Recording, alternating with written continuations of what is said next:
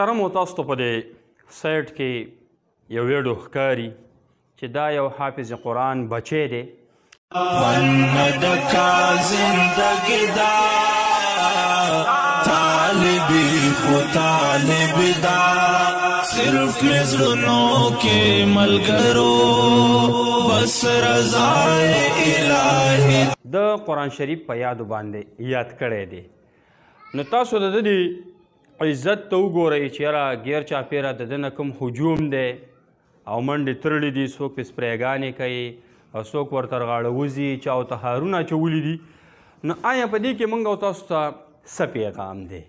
محترمو پیج سره ثواب په نیت باندې فالو کوئ. زه تاسو ته په دې باندې یو خبره کوم، حدیث مبارک درته یم چې یو کس په بچي باندې د قرآن حفظ وکړي، علم پې وکړي، ناظره پې وکړي، ده ته به څه میلاویږي، د مور او پلار ته به کوم عزتونه میلاویږي. اول خو موږ له دا سوچ پکار دی. نن سبا که موږ او تاسو وګورو نو هر مور او پلار دا غواړي چې زما بچی دې کامیاب شي او دا دې تعلیم حاصل کړي او دا دې ګریجویشن حاصل کړي. دنیاوي یو سوچ ته د خلکو جوړ شوی دی. ښه خبره ده، تعلیم دې وکړي، سکول تعلیم پې کوه، کالج پې ووایه، خو دې سره سره د دین لږ تربیت، د دین ترجیح دا ورته ورکړه. بیا به ستا په قبر کې دا پکار راځي، دا بچی به دې پکار راځي، دینداره دنیادار نه، دینداره به دې پکار راځي، په قبر کې به دې پکار راځي، ته به خوشحاله یې چې د قرآن ناظره دې پې وکړه. حدیث مبارک کې راځي چې چا په بچي باندې یعنې یو کس دی هغه په ناظرې سره قرآن ختم که، مور او پلار ته به یې داسې تاج ور په سر کېږي د دواړو جهانو مبارک سردار محمد رسول الله صلی الله علیه و آله وسلم مبارک فرمایي، وی مور او پلار ته به داسې تاج ور په سره کېږي، د قیامت په ورځ به داسې تاج ور په سر کوي چې د نور د رڼا نه به تیز رڼا وي. او دغه شان دې سیټ ته چې تاسو ته کوم ویډیو ښکار دا یو حافظ قرآن دی. نو چې څوک په خپل بچي باندې قرآن ختم کړي، حدیث کې راځي یو حافظ قرآن به 10 کسان د خپل خاندان نه 10 کسان هغه چې په چا باندې جهنم واجب شوی دا به ځان سره جنت ته بوځي.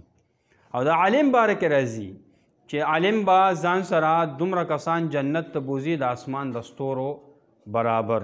نو موږ او تاسو له پکار دي محترمو دې ته سړی نه خوشحالېږي چې یاره یعنې بچی ماله 2 روپۍ 3 روپۍ وګټي، ښه خبره چې وګټېدله، خو دې ته ډېر خوشحالېږه چې بچی مې مونځ کوي، بچی مې تلاوت کوي، بچی مې حفظ کوي، علم کوي، په دې باندې ډېر خوشحاله شه. ولې چې په علم باندې دا د رسول الله صلی الله علیه و آله وسلم مبارک وارث جوړېږي، بلکې د تمامو انبیاء کرامو علیهم السلام وارث جوړېږي.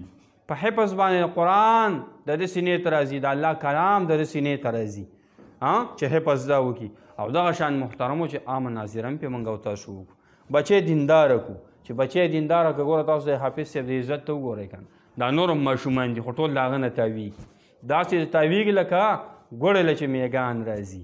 نو پیج اوس اسلامي دی، دا اوس ثواب په نیت باندې فالو کوئ چې تاسو ته مزید داسې ویډیوګانې چېرې موږ او تاسو ته په هغې کې سبق وي او زموږ او ستاسو اوس دنیا هم ښایسته کېږي، زموږ او ستاسو سره آخرت هم ښایسته کېږي. دا به تاسو ته مزید چې کوم دی نه بیا د دې پیج نه اسلامي پیج دی، دې نه به تاسو ته میلاویږي. الله مو خوشحاله کړه.